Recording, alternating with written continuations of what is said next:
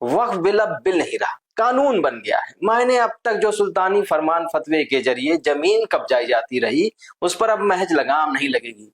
जमीन की चौहद्दी तक कानून से बांध दी गई है। अब कल को कोई जमीन के टुकड़े को लेकर छाती पीटने लगेगा तो उस पर लठ नहीं टूटेगा, बल्कि बुलडोजर चढ़ के हिसाब लेगा। वक्फ बिल पर देश में जमकर राजनीति हुई। विपक्ष ने बिल को सिरे से खारिज किया तो सरकार ने विरोधियों को मुंह पर गुमराह करने वाला बोल दिया। अब चूंकि बिहार में चुनाव है तो विपक्ष के सबसे बड़े चेहरे तेजस्वी यादव गरज रहे हैं कि बिल को कूड़े में फेंक देंगे, कानून को लागू नहीं होने देंगे। केवल बिहार से ही ऐसे रिएक्शन आ रहे हैं, ऐसा भी नहीं है। झारखंड के स्वास्थ्य मंत्री इरफान अंसारी भी इस कानून को राज्य में लागू न करने पर अड़ी हैं। उधर ममता दीदी क्यों भला पीछे रहती, तो पश्चिम बंगाल की सीएम ममता बनर्जी भी अपने स्टेट में वक्फ कानून को चौखट पर भटकने नहीं देंगी, ऐसे दावे कर रही हैं। सवाल ये है कि क्या राज्य सरकार केंद्र की तरफ से थोपे गए किसी कानून को अपने यहाँ लागू करने से बच सकती है, या फिर नेता केवल अपने वोट बैंक को खुश करने के लिए संविधान से इतर गाल बजा रहे हैं। नमस्कार, मैं अनुराग त्रिपाठी। आज बात उस कानून की जिसे विरोधी कानून मानने को ही तैयार नहीं। सबसे पहले बात आरजेडी नेता तेजस्वी यादव की, जिनके वक्त पर मुंह खोलते ही बिहार की सियासत में भूचाल आ रखा है।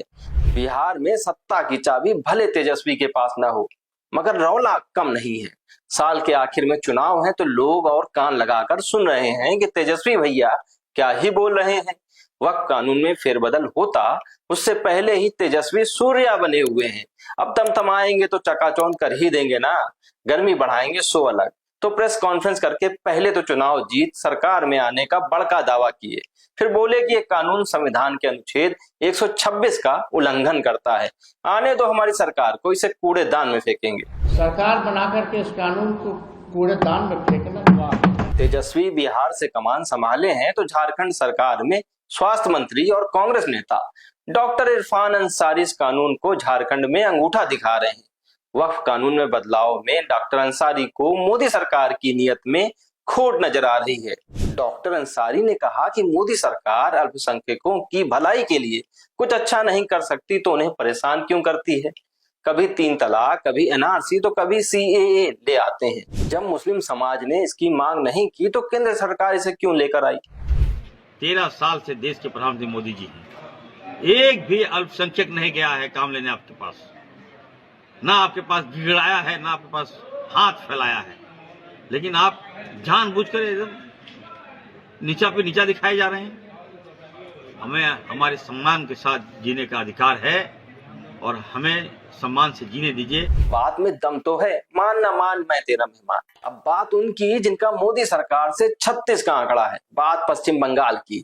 सीएम ममता बनर्जी ने राज्य में वक्फ संशोधन विधेयक 2025 को लागू नहीं करने पर साफ साफ तो कुछ नहीं कहा, लेकिन इशारों में वक्फ कानून को लेकर बड़ी बात बोल दी। But Waqf property also it was done motivatedly, politically to divide the country, to divide and rule policy. That BJP's agenda, that we know everything. But one day they will go away and the other government will come, and that time must remember there will be another amendment and it will be passed in Lok Sabha and Rajya Sabha. ये तो बात रही उनकी जिन्हें मोदी सरकार की बुराई ही करनी है।